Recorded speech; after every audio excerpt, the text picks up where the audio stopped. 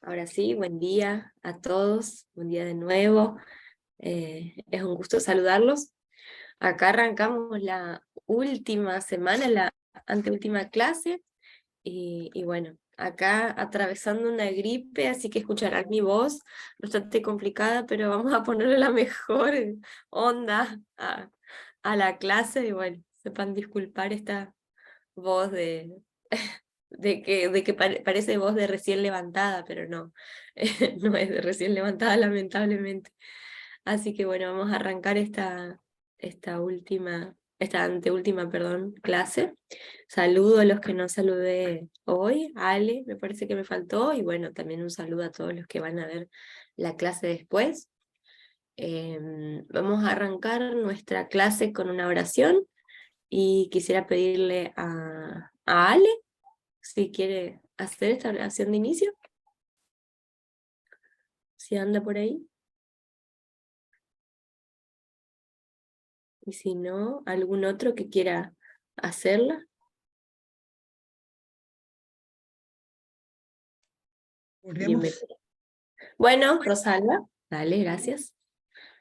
Padre, en esta mañana, nuevamente ante tu divina presencia nos presentamos, como siempre, confiados en esa justicia que nos cubre, la de nuestro Señor y Salvador Jesucristo. Damos gracias, Padre, por la semana que ya ha pasado, por este nuevo inicio, Señor, de trabajo, de labores, y ponemos nuestra clase en tu santísima presencia. Pedimos, Señor, por la dirección de tu Espíritu Santo y la sabiduría tuya repose en la vida de nuestra hermana profesora, nuestra hermana Cintia, para darnos esta clase en el día de hoy, y que también tú obres, Señor, a favor de la salud de ella. Mira su afección, pero confiamos en tu misericordia, que todo va a salir bien para alabanza y gloria de tu nombre. Oramos y damos gracias y nos disponemos. Amén y amén. Amén, amén. Gracias, Rosalba. Bueno, buen día. ¿Quién más está? Silvia, no sé quién es esa L que apareció ahí. Pedro. Buen día. Ah, Liti. Ahí está. Bueno. Buen día a Hola, todos, Pedro. buen día, Dios los bendiga. Buen día. Bueno, ¿cómo están en esta última semana?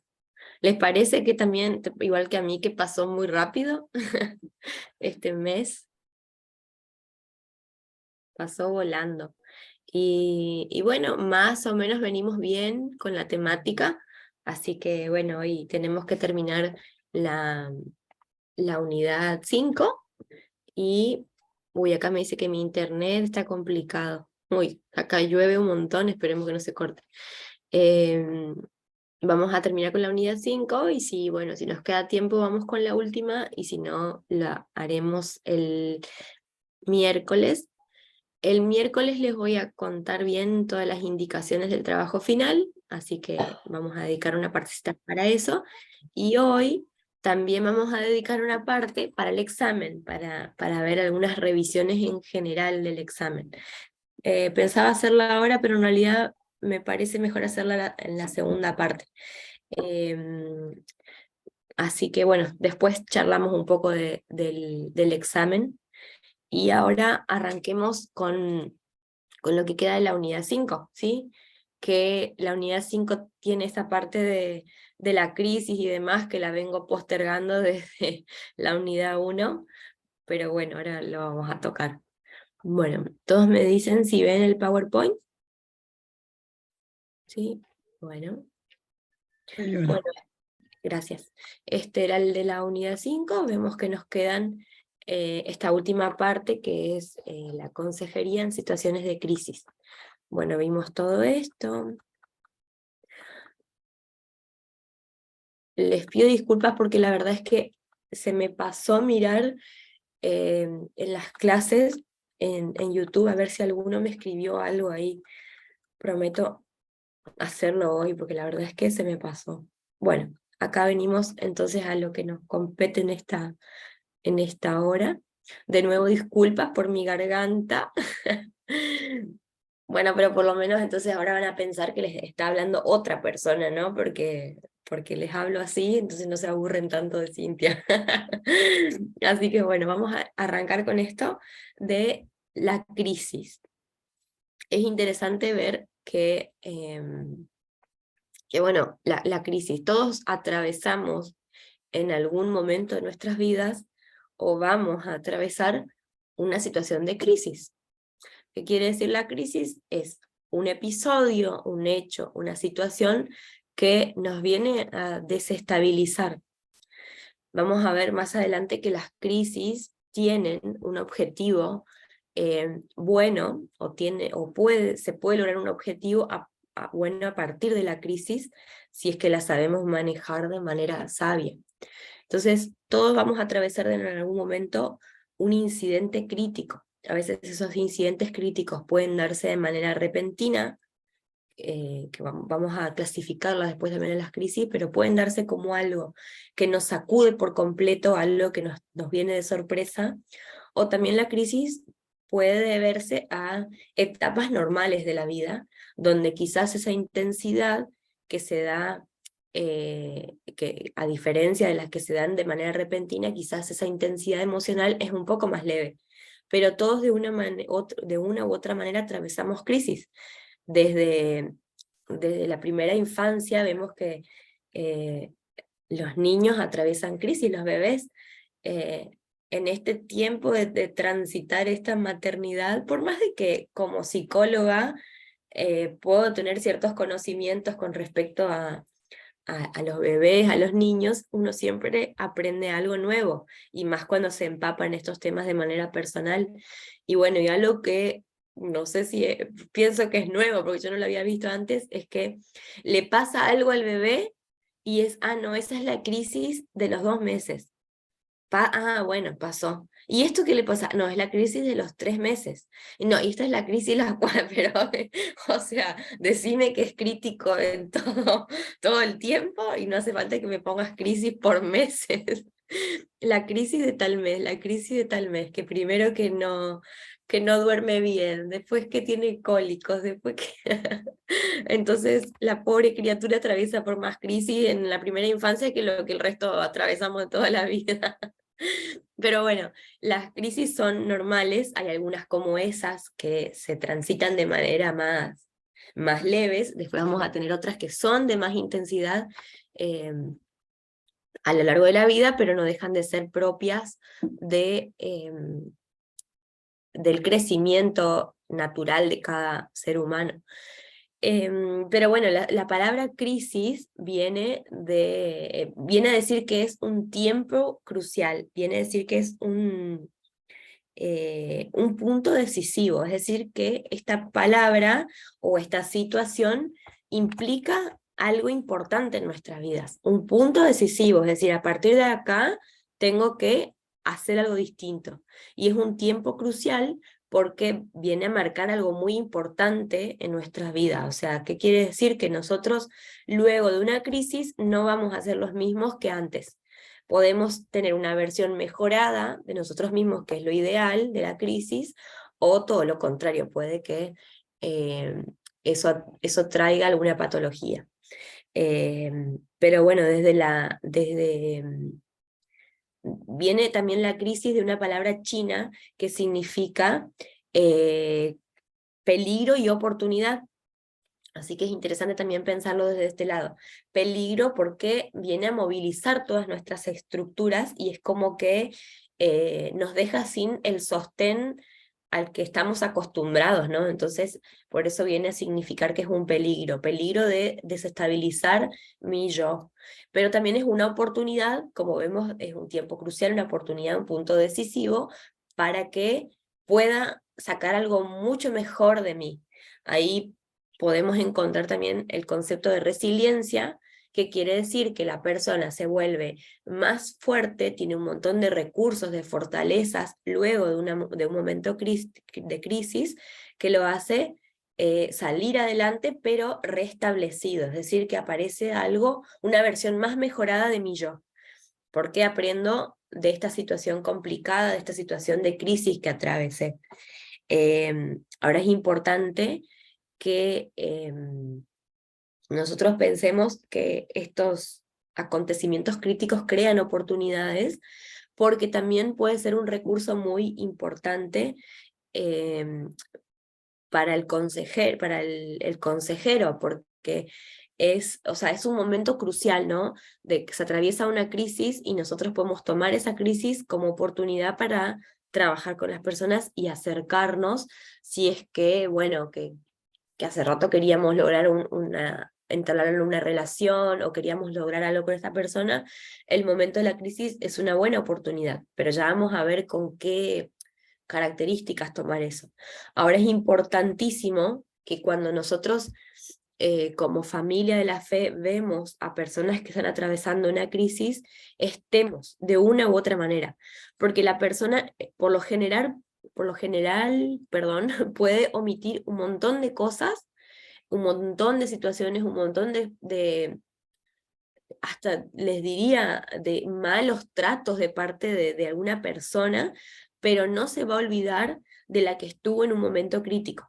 Por ende, tampoco se va a olvidar si, sobre todo el pastor, fue negligente en esta parte de no acompañar en un momento crítico, ¿sí? Entonces, ahí la persona se vuelve como muy susceptible, muy vulnerable, y ustedes escucharán un montón que no me acompañó el pastor en este momento tan importante de mi vida.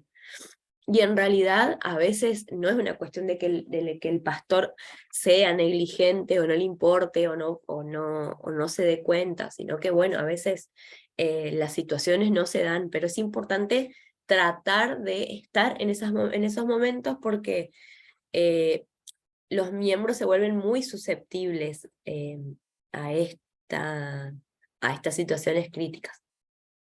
Disculpen un ratito.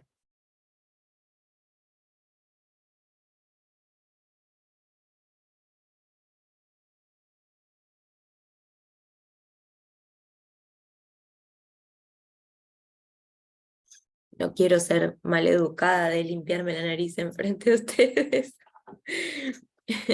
Entonces vamos a ver que es importante esto de las dinámicas de una crisis. ¿Por qué? Porque, como les digo, la crisis viene a significar un movimiento, una desestabilización de las estructuras naturales que tiene el yo, o normales, por decirlo de una manera. Entonces, al estar en movimiento, tiene una dinámica. Entonces, es importante ver que hay una relación entre el suceso crítico, o sea, aquello que le pasa a la persona, y la respuesta emocional que va a tener la persona ante esta situación crítica, ¿sí? Entonces, esa respuesta emocional vamos a ver que está dada por todo el bagaje interno que tiene cada persona, ¿sí? No todo el mundo va a responder de la misma manera ante la misma crisis. Y algo que es muy interesante de tenerlo en cuenta es de que la persona es incapaz de pensar de manera lógica.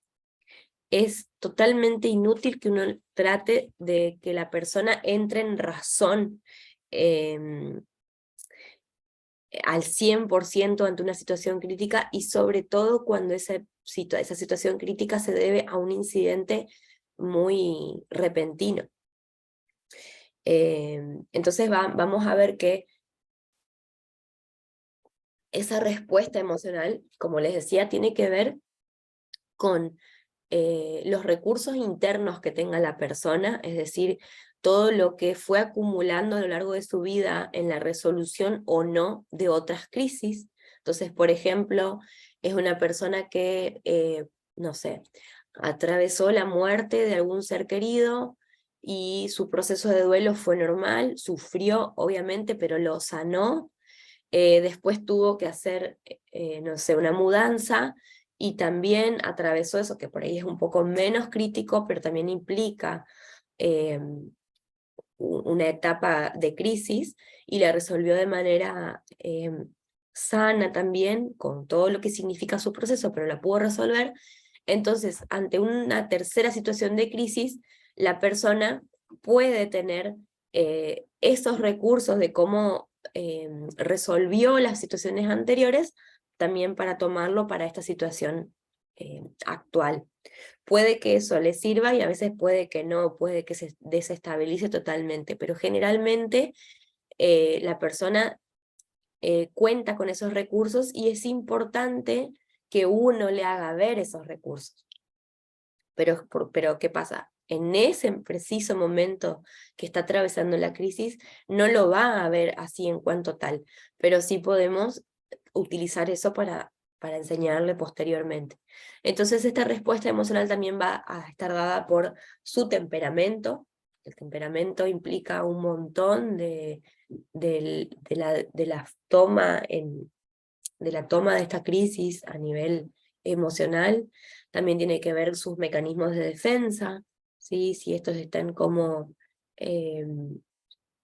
más en la mayor protección de ese yo, si se dan muchos mecanismos de defensa. Por ejemplo, en alguien que predomine la negación, va a ser muy difícil atravesar esa crisis, o mejor dicho, solucionar esa crisis porque niega el hecho ocurrido. Entonces se va a tener un trabajo quizás más lento o más trabajoso incluso. No quiere decir que no se pueda superar la crisis, todos podemos superar la crisis. Sin embargo, a veces esa respuesta emocional se ve como más obturada y es más difícil justamente por todo el bagaje interno que tenga la persona. También, obviamente, que va a tener que ver con el hecho en sí, depende de qué crisis estamos hablando, como vimos hoy, de qué relación puede tener la persona con la crisis, si es que se tratara esa crisis con otra persona, por ejemplo, no sé, la muerte de un amigo, o una separación, etc. O la pelea con algún hijo, o enterarse de que el hijo está en una situación complicada, ¿no? Entonces la severidad de esa crisis va a tener que ver también con esa respuesta emocional y, como les decía, toda esa parte de protección que tiene el yo y esas formas de afrontar sería la capacidad que tiene ese yo, ¿no? La tolerancia a la frustración, si es más grande o menos grande, esa tolerancia también va a tener que ver con cómo sea esa respuesta emocional. Y también, obviamente, si esa persona tiene o no un círculo de apoyo. Por eso la gente que está dentro de una iglesia generalmente atraviesa las crisis muchísimo mejor que los que no. Y ni hablar de que nosotros tenemos esa parte importantísima que es refugiarnos en Dios, en que Él tiene el control de las cosas. Entonces, con la fe, enfrentar la situación de crisis es un 50% más fácil. Eso no quiere decir que no cueste, obviamente que cuesta, pero al tener como ese reposo, ese descansar en algo que me trasciende, significa mucho más tranquilidad para la persona, el poder descansar en Dios. Entonces, algo que es re importante acá es que en esta parte en la que la persona no puede pensar lógicamente del todo, hay que entender también que la persona puede ser muy influenciada en este momento. Entonces vamos a ver, por ejemplo, alguien que atraviesa una crisis, un accidente, por ejemplo, es como literalmente llevada de un lado a otro. Se queda un rato con los que le dicen acá, va con estos, después le sigue la corriente a estos otros. A veces se da de manera física, ¿no? Va realmente con unos o con otros, o si no se queda con lo que otros le dicen, ¿no?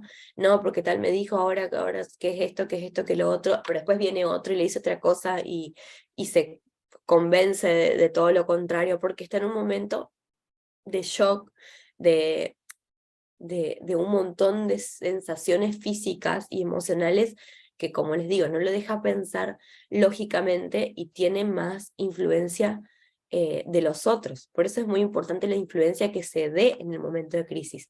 Ahora, algo también que puede resultar frustrante para el que aconseja es que la persona que está atravesando una situación crítica tiende a comprometerse demasiado con lo que el otro le propone y después no lo cumple, porque el momento crítico bajó los niveles de intensidad de la persona y sobre todo los niveles de angustia cuando pasa el tiempo. Entonces la persona a veces vuelve a hacer todo lo mismo. Entonces acá hay que trabajar la tolerancia a la frustración del consejero, porque uno no puede poner una expectativa muy grande en alguien que está atravesando una crisis. Les quiero leer un ejemplo que me gustó del autor que lo había vivido, ¿no? Y dice que, por ejemplo, la persona después de un tiempo se vuelve como fría, como si ya se hubiese olvidado de todas las promesas y las cosas que dijo. Dice, se vio la experiencia de un empleado de un hospital que enfrentó una cirugía del corazón. Los cardiólogos le explicaron los peligros potenciales de la cirugía. A consecuencia de esto, el paciente llamó a su hermano, quien es un ministro, pero de quien había estado alejado por varios años. Buscó reconciliación con él y confesó su negligencia para Dios en la presencia de su hermano. Entonces, él escribió cartas relacionadas con todos sus negocios comerciales y haciendo disposición de inversiones y otras propiedades. Instruyó a su esposa de los procedimientos que debía seguir en caso de que no saliera bien la cirugía. Utilizó las pocas horas antes de la cirugía en una conversación con su hermano y su esposa acerca de los aspectos espirituales de su vida. Él había descuidado estos aspectos espirituales, pero confiaban en que el Señor lo perdonaría. Oraron por la ayuda de Dios para los cirujanos durante la cirugía. El paciente salió bien de la cirugía. Una semana después lo visité y me sorprendí al encontrar su actitud completamente cambiada. Había regresado a su actitud crítica hacia su hermano y la iglesia. Estaba otra vez interesado mucho más en los asuntos materiales. No hizo referencia a las promesas que había hecho antes de la cirugía. Totalmente frustrante era para el que aconsejaba en este momento, porque se olvidó. Y eso suele ocurrir en los momentos de crisis, por eso no hay que tomar lo que nos dice de manera tan literal, porque justamente atraviesa toda esta emoción y no es consciente de lo que está diciendo. Hay una frase que dice que uno no tiene que hacer promesas, ni estando muy feliz, ni estando muy triste, ¿no? Porque uno no es totalmente racional en el momento de estos picos, ¿no?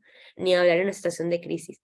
Entonces es importante que el consejero no tome estas promesas tan literales y tan en el sentido extremo, ¿no? Hay que bajar a alguien, a las personas de esa sensación de promesa absoluta de lo que van a hacer. Hay que tratar de bajar eso y en caso de que la persona continúe con esa idea, no darle de más importancia a eso, sino acompañar, que sería como lo más importante dentro de la situación crítica.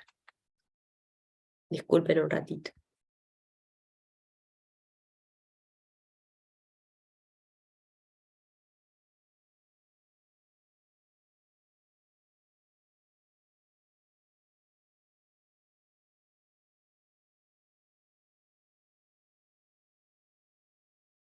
De vuelta.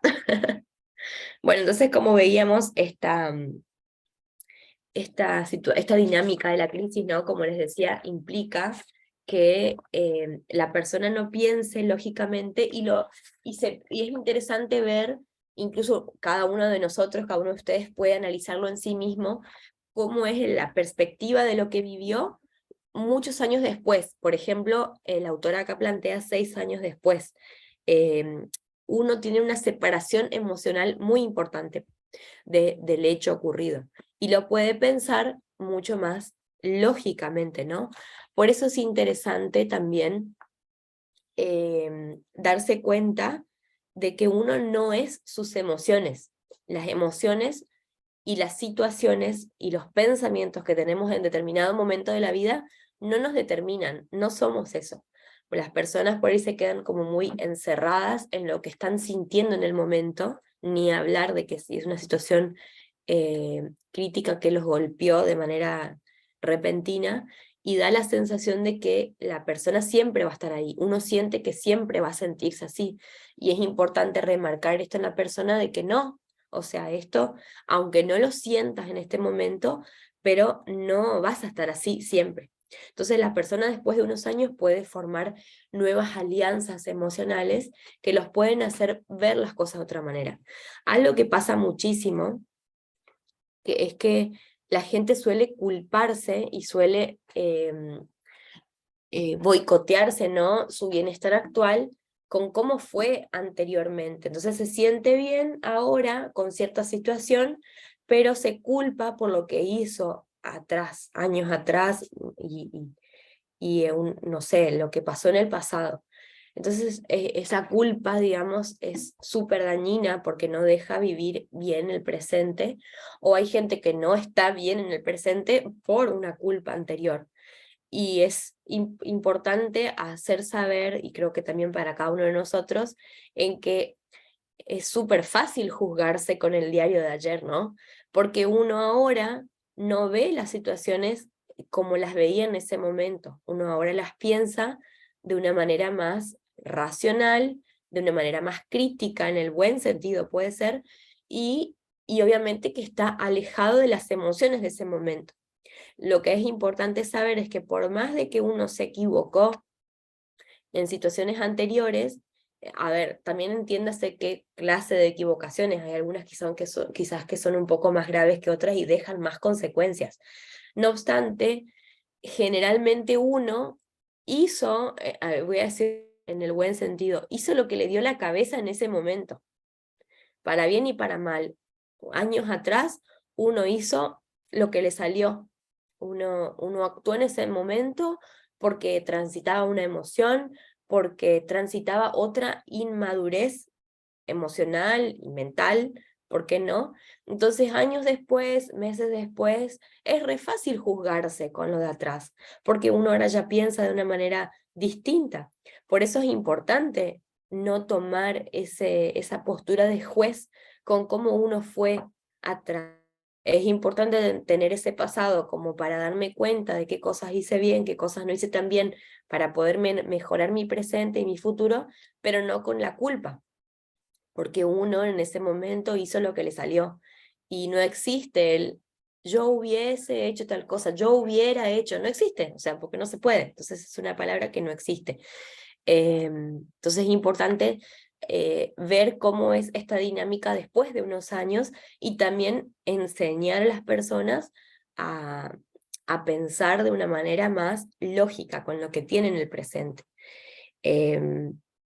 Ahora, algo que es importante también entender en esta dinámica de la crisis, como les decía, que no tiene, que hay que separar, por ejemplo, cuando se da en una muerte, por ejemplo. No es lo mismo una muerte de, de un accidente de alguien, de un familiar, o bueno, como, no sé, algunos capaz se habrán enterado, ayer hubo un hecho muy triste de una situación de un pariente, no tenía yo relación, pero un pariente con el mismo apellido, digamos, se suicidó ayer. Así que son situaciones, tanto eso como el accidente, que se dan de manera repentina para la familia, son inesperadas. Entonces no es lo mismo eso que, por ejemplo, alguien que transita una enfermedad que puede o no ser terminal. Cuando hay una enfermedad, para la familia hay como una aflicción anticipada. Entonces, si bien nadie va a estar preparado realmente para la muerte de otra persona, en cierta forma, y a veces a nivel inconsciente o consciente, la muerte de esa persona que estuvo sufriendo durante mucho tiempo significa un alivio para los familiares. Por más de que sufren, significa un alivio porque ya estuvieron con esa aflicción anticipada. Entonces es como un duelo anticipado. Si bien después de la muerte, obviamente que viene el proceso de duelo normal y natural, sí es cierto que la respuesta emocional no es tan fuerte como en los casos en los que se da una muerte repentina e inesperada. Entonces, generalmente cuando la muerte es más dramática, esa sensación de perturbación emocional se va a dar durante más tiempo o de manera más intensificada. ¿Se entiende? Entonces, bueno, también tiene que ver mucho el grado de relación que uno tenía, porque, por ejemplo, puede un tío, que por ahí es de la misma sangre, alguien muy querido, pero que uno no tenía tanta relación como, por ejemplo, con un amigo con quien comparte, no sé si todos los días, pero comparten más tiempo, más intimidad. Entonces a veces el grado de reacción en una u otra situación ante la muerte de cada uno puede darse distinta. Uno puede tener mucho amor por cierta persona, familiar y demás, pero a veces puede sufrir más por alguien que no es de la misma sangre, no es de la familia, pero con quien se comparte mucho tiempo, un compañero o compañera de trabajo también, ¿no? Entonces es importante darnos cuenta de estas situaciones distintas que se dan ante un momento de una crisis. También vemos que hay una posibilidad de prevención o de no prevención de una crisis. Y uno dice, bueno, ¿cómo puedo prevenir que alguien, no sé, cómo puedo prevenir sufrir? Y en realidad tiene que ver con esta reacción emocional que tiene cada uno, ¿no? Cuánta fortaleza interna puede tener uno para afrontar cierta situación de crisis. Hay gente que se desestabiliza completamente ante cualquier cosa, y hay gente que ante una situación muy complicada no hace esto. Y eso tiene que ver con, bueno, con cómo les decía, estas cuestiones internas bueno, va a tener que ver con las diferencias sexuales de cada uno, con las diferencias culturales, con esa parte interna del temperamento, de los mecanismos de defensa, de las circunstancias en que cada uno atraviesa. No es lo mismo, por ejemplo, tener muchas pérdidas en un mismo año, por ejemplo, ni hablar de la gente que perdió familiares en la época de la pandemia, que fue mucho más trágico, más complicado, más difícil que quizás en otro momento, porque bueno, no se podía ver a los familiares, mucha gente no pudo velar a sus muertos, fue súper difícil ahí. Entonces, también esa posibilidad de prevención del sufrimiento en la crisis no fue tan posible, porque obviamente que uno se encontró con cosas más inesperadas que las propias de lo normal, digamos, que uno puede afrontar. eh, Sacando, por ejemplo, de lado esto de la pandemia. Y por ejemplo, alguien que atravesó varias crisis, no sé, sabemos un montón de casos, ¿no? Muere eh, el padre, la madre, y después al poco tiempo puede que fallezca un hermano, la esposa, el hijo. Entonces son cosas como muy complicadas de procesar, y no se terminó ni de procesar una cosa y ya se viene otra. Entonces ahí es donde no hay tanta posibilidad de prevención ante una situación crítica posterior. Sin embargo, cómo fue la crianza, cómo pudo, si tuvo esa seguridad emocional, si tuvo el valor de sí mismo, si tuvo confianza en esa construcción del yo en los primeros años de vida, esa prevención también va a ser mejor. Y sobre todo, ustedes saben que la otra vez leía unas estadísticas que decían que las personas que atravesaron mejor sus duelos, por ejemplo, en la juventud, de cortar con un novio, cortar con una novia, y atravesar ese duelo en todas sus etapas, y no, por ejemplo, ponerse de novio enseguida, que generalmente eso pasa un montón. Para no afrontar ese duelo, se busca rellenar ese espacio rápido. Entonces la gente que transitó mejor ese tipo de duelos durante toda su juventud, transita mejor y de manera más sana, más sabia, el duelo de su cónyuge en años de la vejez. Ahora, las personas que no transitaron de manera sana estos duelos suelen sufrir mucho más la muerte de su cónyuge cuando son viejitos. Esa gente que transitó durante muchos años su matrimonio, bueno, junto a la otra persona. Entonces, obviamente que va a significar dolor, crisis, desestabilización de las emociones y demás, pero se da de manera más o menos fuerte de acuerdo a cómo uno transitó duelos durante su juventud. Por eso es muy importante también enseñar a los jóvenes a estos procesos, ¿no? Normales. Jóvenes y no tan jóvenes, porque hay un montón de adultos, por ejemplo, que bueno, vamos a ver un poquito después, de cuando muere la pareja, que al poco tiempo mucha gente se vuelve a casar, por ejemplo. Y bueno, eso es el no transitar el duelo de manera sana y natural, o sea, no se llega a cumplir todas las etapas del duelo. Entonces, bueno, este tipo de prevención va a tener que ver con todas esas cuestiones internas que puede tener la persona ante una situación crítica, ¿no? Pero generalmente uno no puede prevenir nada al 100% cuando se trata de una crisis, porque justamente la crisis viene a movilizar estructuras. ¿Y qué quiere decir esta movilización? Es algo que uno no se esperaba. Dentro de la psicología, por ejemplo, hay un autor que dice que la crisis viene obviamente como a desacomodarnos, y nosotros, luego de asimilar la situación nueva, por ejemplo,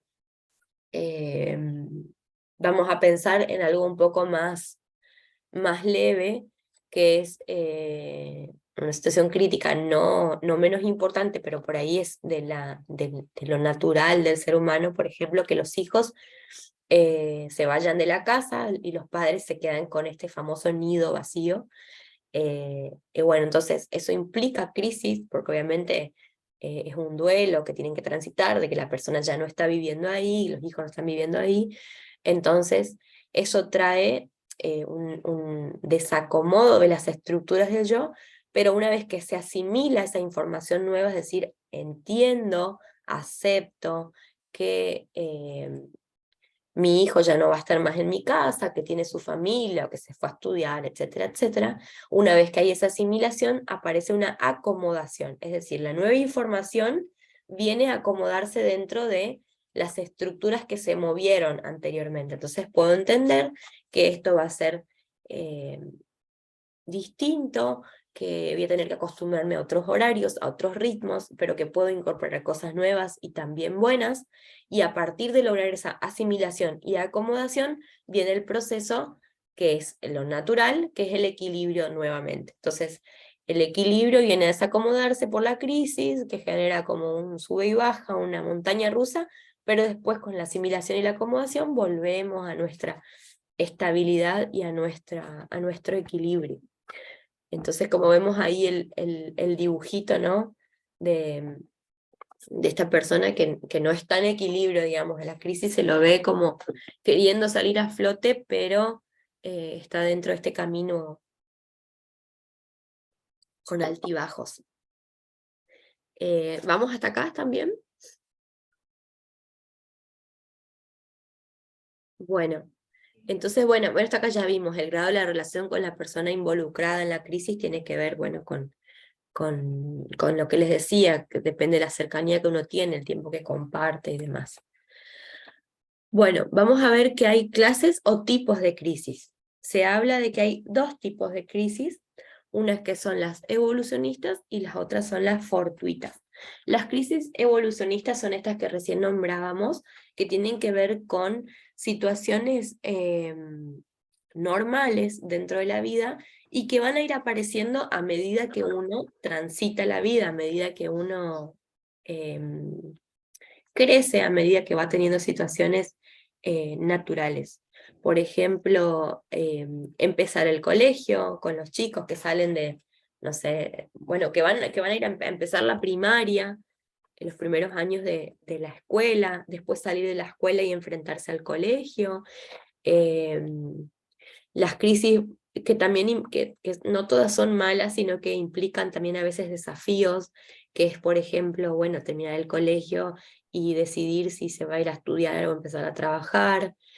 Otro tipo de crisis evolucionista es casarse, decidir o no tener hijos, la menopausia, la jubilación, en los hombres la andropausia, graduarse en la universidad y tener que, bueno, ver qué se hace distinto ahí, ¿no? Cambiarse de trabajo o ser despedido de un trabajo, enfrentar una mudanza. Entonces, todo este tipo de crisis se consideran evolucionistas porque tienen que ver con lo que voy atravesando a lo largo del crecer en la vida. Hay veces que también las crisis se dan, por ejemplo, en determinados años, se dice a veces las crisis de los números redondos, como la crisis de los 30, la crisis de los 40, la crisis de los 50. No necesariamente tiene que ver con el cumplir esa edad, sino atravesar más o menos estos años, donde, por ejemplo, a veces la gente, como hablábamos la vez pasada, no cumple con un mandato social y se ve como en esa situación de crisis. Uy, yo a tal edad tendría que estar con, haber cumplido estos objetivos sí o sí, y no los cumplí. Sí o sí, entre comillas, porque generalmente es un mandato social, y no necesariamente tiene que ser así para la persona, pero a veces implica crisis evolucionistas, porque se ve como comparado con otros. Entonces estas situaciones de crisis, cuando son vividas por ahí con una emoción más fuerte, o angustia, o una situación que nos hace como desestabilizarnos y generar emociones que nos llevan a sentirnos mal, generalmente traen inseguridad y ansiedad.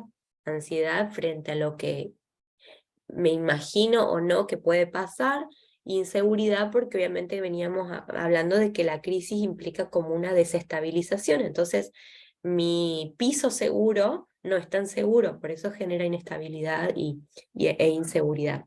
Entonces, también vemos que cuando esas crisis son como más emocionantes, más van a implicar, a pesar de la inseguridad y de la ansiedad que también van a estar, también implican, por ejemplo, satisfacción y felicidad, como por ejemplo, bueno, lo de casarse, recibirse, tener un trabajo nuevo, etc. Alguien que atraviesa una jubilación puede que se vea como muy angustiado, puede que tenga que transitar ese duelo de lo que es la jubilación, pero puede que traiga también un montón de cosas lindas, como encontrarse con un tiempo que antes quería para hacer tal cosa, encontrar actividades distintas, encontrar nuevo grupo de amigos para hacer ciertas cosas, etc. Por eso es muy importante acá, no solo los consejeros y los pastores, sino la iglesia en general, tiene que ser muy perspicaz y muy atento a estas situaciones de las crisis evolucionistas de la gente, tanto de situaciones como más normales, como lo común de casarse, tener hijos y demás, y la jubilación, como otras que se dan, por ejemplo, lo de perder un trabajo, mudarse. Entonces, es muy importante tener como ese grupo de apoyo. Me acuerdo cuando me había mudado a Entre Ríos, obviamente que significó un proceso de duelo bastante complejo, y siempre me acuerdo de una de mis amigas, bueno, de varias, gracias a Dios, pero me acuerdo de una que me escribió personalmente, porque había atravesado lo mismo. Ella es de Buenos Aires y se fue a vivir a Entre Ríos, y me dijo, yo entiendo lo que se siente, me dice, venir a un lugar donde es todo desconocido, donde no tenés amigos todavía, donde tenés que formar un montón de cosas nuevas. Yo te entiendo, así que si un día querés venir a tomar unos mates, acá estás invitada. Y bueno, y gracias a Dios es amiga hasta el día de hoy, es una amiga de la iglesia, y, y fue muy importante para mí ese gesto. Entonces, qué importante es que uno pueda reconocer este tipo de situaciones en los otros y darse sostén y compañía. Como digo, de muchas cosas una persona se puede olvidar, pero de cómo uno las hizo sentir o cómo acompañó un momento crítico, la persona no se olvida. Capaz se olvida de datos menores, pero de la sensación que tuvo frente a una situación complicada, de crisis, las personas no se olvidan. Entonces es muy importante el rol que va a cumplir acá la iglesia, que tiene que ser sabia en reconocer este tipo de cosas. Por eso es importante también enseñar a la iglesia sobre esto, no sé, incluir esto en charlas y demás, como para que la persona se sienta más contenida. Ni hablar de las personas recién bautizadas, ¿no? Que también implica una situación de crisis. Ser atento. Y fíjense que el ser atento, nosotros por ahí vemos que somos atentos en el momento. Por ejemplo, alguien muere y un montón de gente está con la persona con la que, o sea, con la que queda, digamos, la que está duelando. La iglesia está, se hace muy presente y demás, pero en ese momento en el que hay tanta gente, la persona no logra ni siquiera empezar el proceso de duelo. El proceso de duelo va a estar dado días, semanas, meses después. Entonces ahí es importante estar, donde la persona se empieza a sentir sola realmente. En el primer momento es importante estar, pero no es tan importante como estar después, porque generalmente en ese primer momento se abruma mucho con la cantidad de gente y la gente a veces no se acuerda, algunas sí, otras no, pero sobre todo va a tener que ver con qué se haga después. También, como les decía, en esto de los que recién se bautizan. Estar en el primer momento no es lo mismo que acompañar en este discipulado, digamos, posteriormente, por eso la idea de lo del discipulado de 2 años después de bautizado está buenísima. Y también la gente que llega como, ay, no me sale la palabra, que llega de visita. No me sale la palabra, los simpatizantes, los que llegan como simpatizantes y que van y demás, muchos dejan de ir por la mirada fea que tienen los miembros de la iglesia. Por ejemplo, que alguien entre y que todo el mundo se dé vuelta para atrás a mirar quién viene. Es horrible. Imagínense ustedes llegar a un lugar nuevo donde están como incómodos, donde desconocen qué se hace ahí y demás, donde quieren la aprobación de esta gente y todo el mundo se dé vuelta a mirarlos. Es re incómodo. Entonces hay un montón de crisis que atraviesa la gente que nosotros tenemos que tener esa percepción de cómo se los recibe, lo dejaron, cuando terminó el culto, lo dejaron hablando solo, lo dejaron solo, nadie habló con él, con ella. Entonces hay como un montón de cosas a tener en cuenta en las situaciones de crisis dentro de lo que son nuestras congregaciones. Aguárdenme un ratito de nuevo.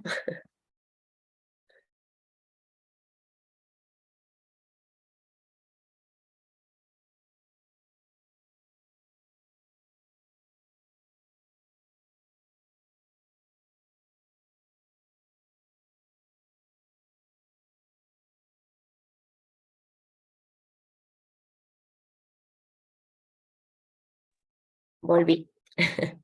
Entonces es importante que nosotros le demos ciertas, como vemos hoy, oportunidades en la iglesia como para transitar mejor estas crisis evolucionistas. Em, por ejemplo, alguien que está transitando una jubilación, crear espacios, que creo yo que muchas iglesias tienen, de, no sé, hacer cursos, cursos, no sé, pero bueno, juntarse a hacer pintura, qué sé yo, a hacer algunos juegos o dar como tareas, ¿por qué no? A alguien jubilado, por ejemplo. Eh, Ayudarlo a tener como nuevas oportunidades de, qué sé yo, pasatiempos, algún hobby como que les puede también dejar algún dinero extra, ¿por qué no? Etcétera. Como ayudar y acompañar a estas personas que atraviesan estas crisis. Y después la otra clase de crisis tienen que ver con las fortuitas, que son las que quizás más tienen que reclamar nuestra atención y ser más cuidadosos cuando se dan estas situaciones que son como amenazas, y amenazan de manera más fuerte nuestro bienestar, que tienen que ver, por ejemplo, como les decía, los accidentes de tránsito, donde muere alguien, o una enfermedad terminal, o un suicidio, o el asesinato de alguien, o el secuestro de alguien, la pérdida de alguna persona, no sé, que alguien esté perdido. Cuando la gente se entera, no sé, de sus hijos están metidos en las drogas, o no sé, alguien se quedó embarazada de soltera, son como crisis que son como más repentinas y tienen que ver con factores externos, que no necesariamente son las evolucionistas, que son las normales y naturales, ¿no? Entonces acá vamos a ver que, como decíamos hoy, hay algunos que se sienten totalmente desolados y se rinden ante cualquier situación, y más si se trata de estas cosas repentinas, y que quizás hay otros que tengan alguna estabilidad emocional un poco más estable, más llevadera, más fuerte, más firme, que lo ayuda a transitar esto de una manera más calma. Pero acá es muy importante tener como el sostén inmediato, ¿no? Dentro de lo que es este cuidado, sobre todo del consejero, de la iglesia, de poder estar. Generalmente en las crisis fortuitas la gente tiende a tener de manera visible la reacción emocional, es decir, que la gente suele llorar, ¿sí? Entonces lo más natural es que pueda llorar, otras gritan y otras se ríen, ¿sí? Entonces es una respuesta emocional a las crisis fortuitas que se suelen ver. Ahora es importante que si no hay una reacción emocional, eso puede derivar después en problemas emocionales más graves. Por eso es importante dentro de la consejería motivar a la expresión de las emociones, porque si la persona no expresa esta emoción, estamos hablando de un mecanismo de defensa que es la negación, como veíamos hoy. Entonces a la persona le cuesta desahogarse, se siente aturdida, entonces se siente escéptica, es decir, que está descreída a veces de lo que pasó, y es importante que uno acompañe como para poder catarsis, de que la persona pueda desahogarse. Entonces es importante darnos cuenta de que acá juega un papel muy importante el consejero, la iglesia, incluso mucho más que en las crisis evolucionistas, justamente porque en las fortuitas se dan estas situaciones que, si bien es común que la gente pueda atravesar alguna situación, una crisis fortuita, es algo que aparece de manera inesperada, ¿no? Entonces genera tanta sacudida interna, tanto movimiento, que requiere que alguien venga a ubicarlo en el presente. Es muy necesario tener compañía en este tiempo, y ni hablar, si se puede tener la del pastor, del consejero, de la iglesia, y bueno, sobre todo de la familia, ¿no? ¿Vamos hasta acá? ¿Van bien? Ya los cansé con mi voz. Entonces vamos a tener en cuenta algunos pasos del ministerio en tiempo de crisis, ¿sí? Primero que nada es lograr una comunicación, es decir, que acá va a ser mucho más fácil si ya el consejero forma parte del círculo de amistad, de conocidos, de parte de la iglesia, entonces esa comunicación puede darse de manera más fluida, y bueno, entonces esa comunicación a veces tiene que darse de manera física en el acudir a ciertos lugares. Por ejemplo, vemos a alguien que está internado y un familiar está atravesando por esa crisis, sea el que está internado o como los que acompañan, entonces hacerse presente. Y si bien a veces puede ser que el consejero no tenga tanta relación, pero se lo invita a tener en cuenta estos casos, también puede acercarse de esta manera a la gente a los lugares puntuales donde se está atravesando la crisis.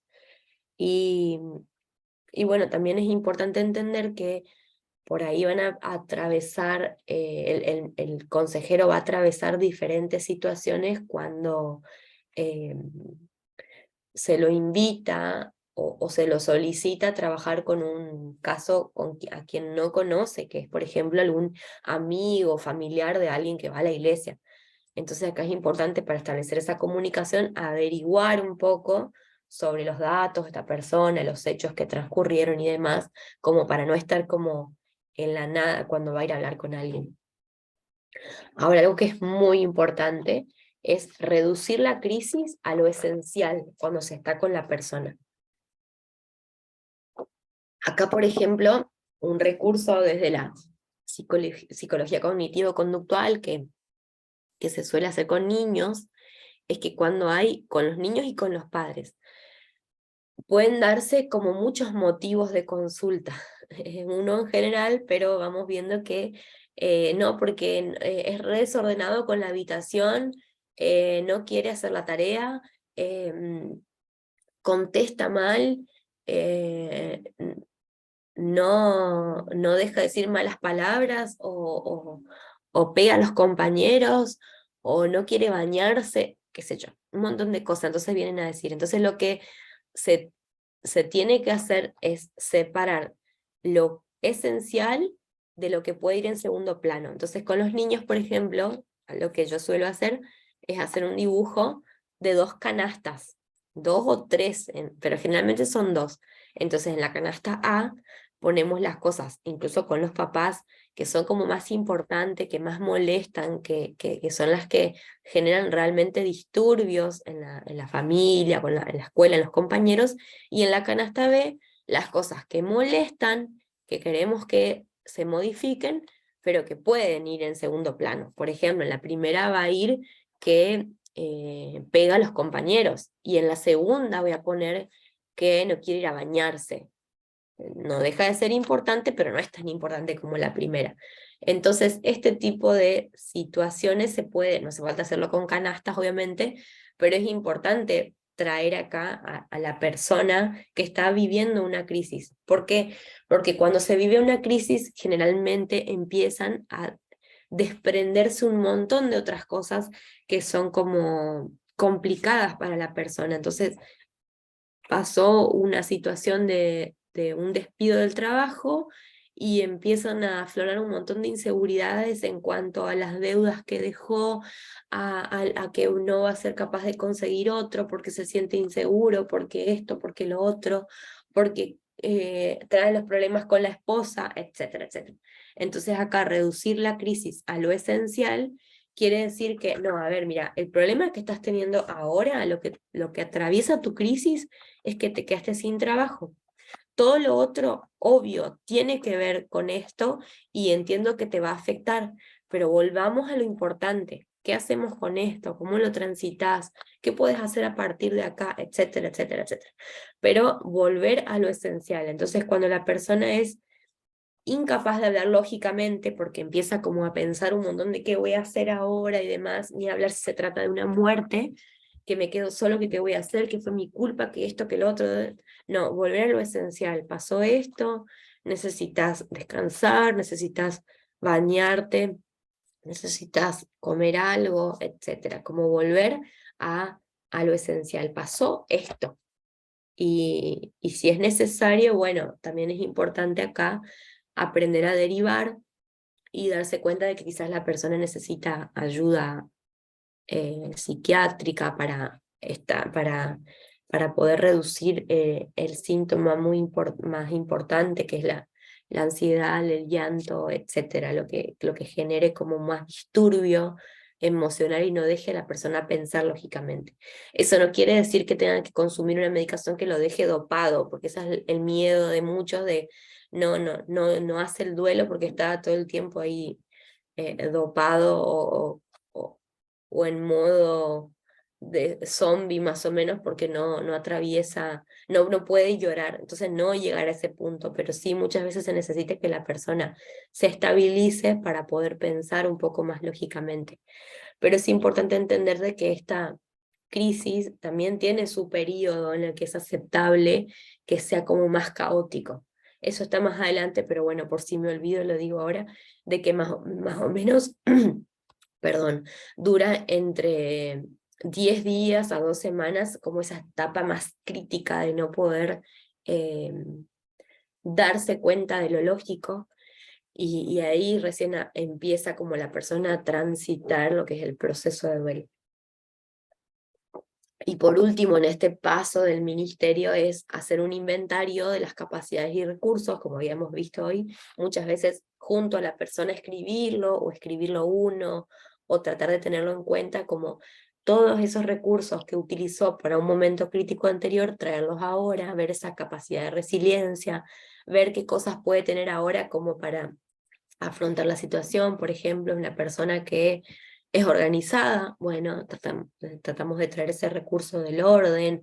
Es una persona que es muy pulcra, muy puntual, muy amable, muy, etcétera, etcétera. Todos los recursos que ustedes se puedan imaginar, todas las capacidades, y también, ¿por qué no los recursos materiales y demás, lo que sabe hacer, etcétera. Todo ese tipo de inventario de lo que puede hacer, lo que tiene, tanto recurso emocional como les decía, como económico, como la gente que tiene al lado, recurso de las personas, recurso humano. Entonces, todo este tipo de cosas, tenerlas en cuenta y poder transmitírselas también a la persona como para que vea que no está en la nada, sino que tiene todo esto como para poder atravesar la crisis de una mejor manera. No quiere decir que, no, que eso va a reducir el dolor y demás, pero sí puede reducir el estar sufriendo. No es lo mismo el dolor que el sufrimiento. El dolor es como lo que va a venir de manera inmediata, repentina, y que sí o sí la persona lo va a tener que transitar, y el sufrimiento es todo lo que uno hace con eso, ¿sí? Podemos sufrir más o podemos sufrir menos. Podemos sufrir menos teniendo en cuenta esta parte más racional, con la ayuda de otros, y con este inventario de entender que tengo un montón de recursos y capacidades que me pueden hacer sobrellevar este dolor de la mejor manera posible. Vamos a verla ahora. Bueno, les propongo hacer una pausita acá, entonces voy a refrescar un poco mi garganta y volvemos y 20, ¿puede ser? ¿Les parece bien? Volvemos y 20, terminamos esta parte y después vemos lo del examen. Así que nos quedamos